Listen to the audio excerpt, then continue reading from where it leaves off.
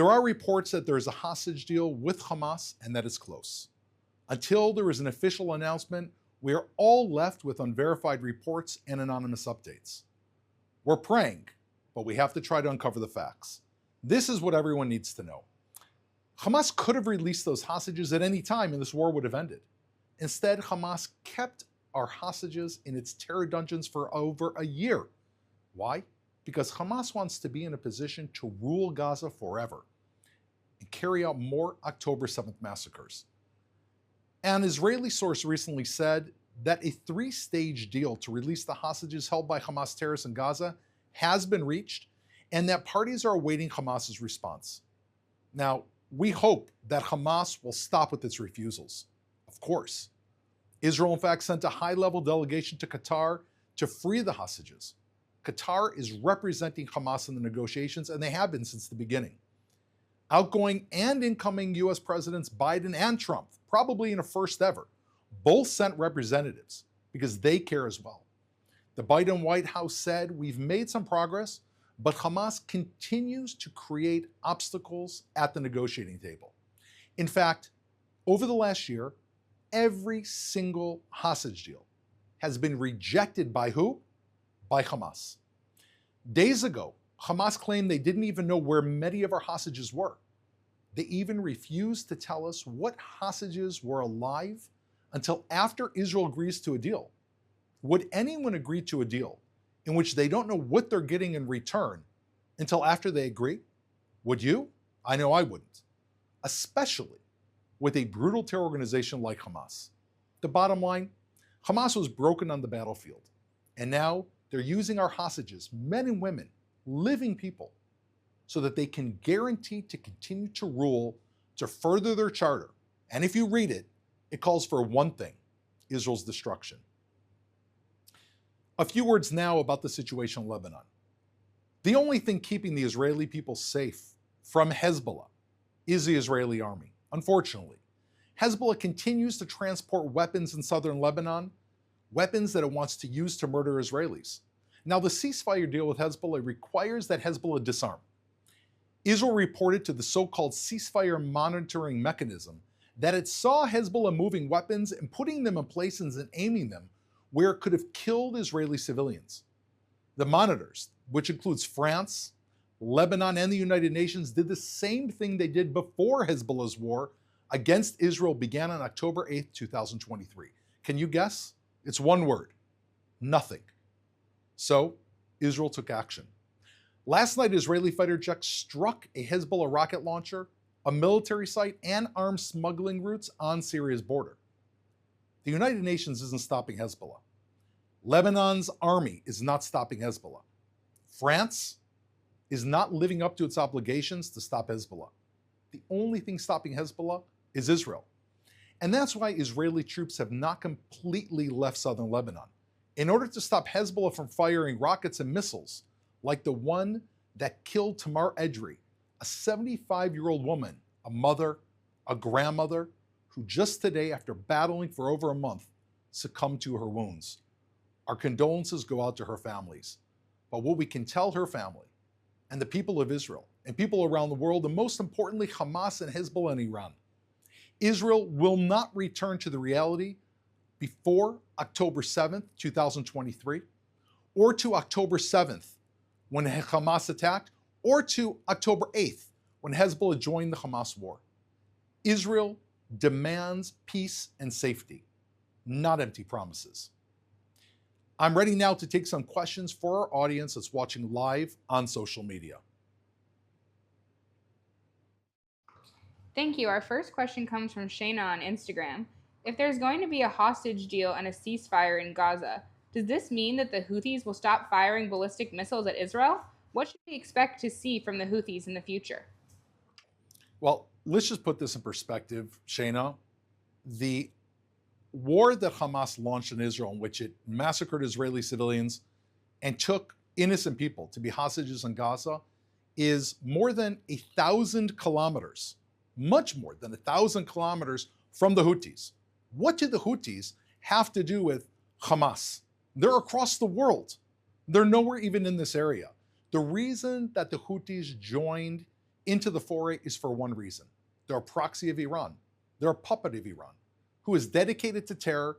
They've been fighting Saudi Arabia, they've been fighting the United States, and now they're fighting Israel. So if you ask me if the Houthis will lay down their weapons because hopefully Israel will get his hostages back home, it depends on one thing, on what Iran tells them to do, and if they continue to believe in their terror creed, which calls for the destruction of Israel. Remember, the Houthis, we had no beef with the Houthis. We never had any interaction with the Houthis. They simply joined the foray because they are another arm of terror. This should not only concern Israel, it should concern you. Just one more thing I want to add is that the Houthi terror regime has stopped international shipping along those straits, which has drastically affected the world economy. You are now paying additional money to buy milk for your children, to buy meat in the store, simply because of the Houthis. Their attack's not just against Israel, it's against the free world. Thank you for your question, Shayna. Our next question comes from Elle on Instagram. Will the Iranian regime try to rebuild its ring of fire around Israel? How will Israel be able to deal with this threat if it's committed to a ceasefire? Once a terrorist, always a terrorist. You have to ask yourselves, do you think that Hamas is going to turn over a new leaf and begin sending flowers to the Israeli victims that they've killed? Probably not.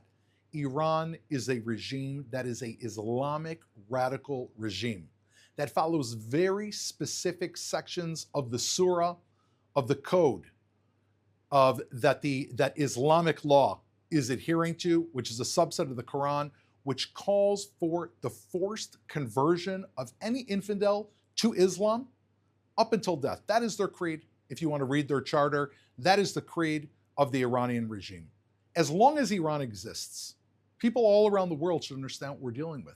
We are dealing with a regime that will stop at nothing until the entire world bends over and accepts the creed of radical Islam that they are pushing. So you ask me, do I think that Iran is going to stop what they're doing? Absolutely not.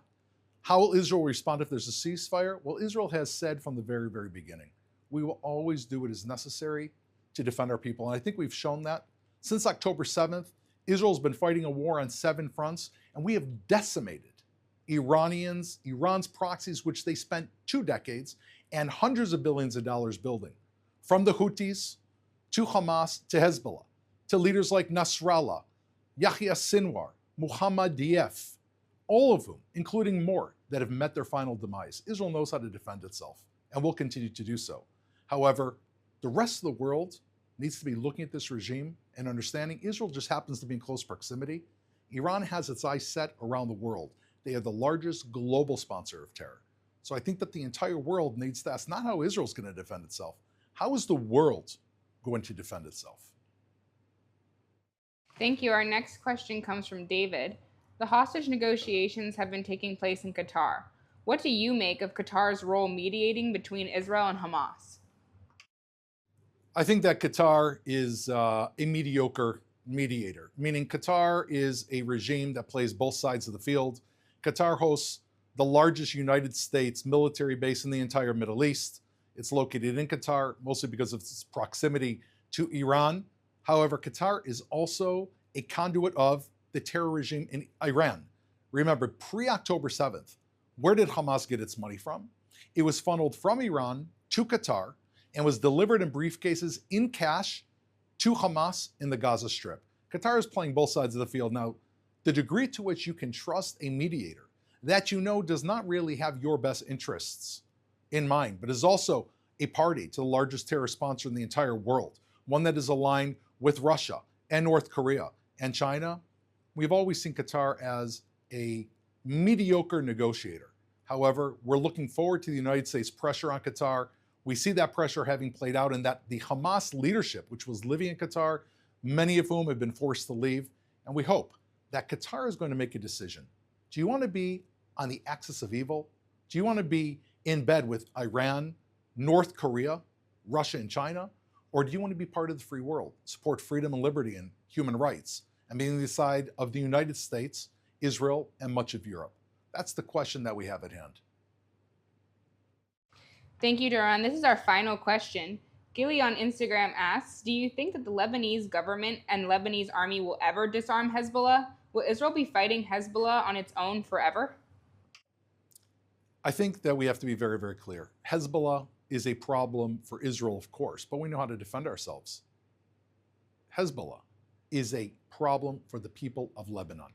If the Lebanese government and the Lebanese army are interested in protecting their own people, then we would think that they would try to disarm and destroy the terror organization that has completely infiltrated into their land, has occupied southern Lebanon, has turned their cities into basically army bases with people living on top of them, that has crushed the Lebanese economy to when they're in one of the biggest deficits in world history for any country, that has infiltrated into their government, that has wreaked havoc on the Lebanese people. So I think the question is not whether they're going to do this for Israel and if we want to be fighting in Lebanon. Of course we don't want to be fighting in Lebanon. We didn't start the war with Hezbollah, nor do we have any interest to be fighting Hezbollah. However, I hope for the Lebanese people, the Lebanese army will stand up and defend its own people against a terror regime that is holding them hostage.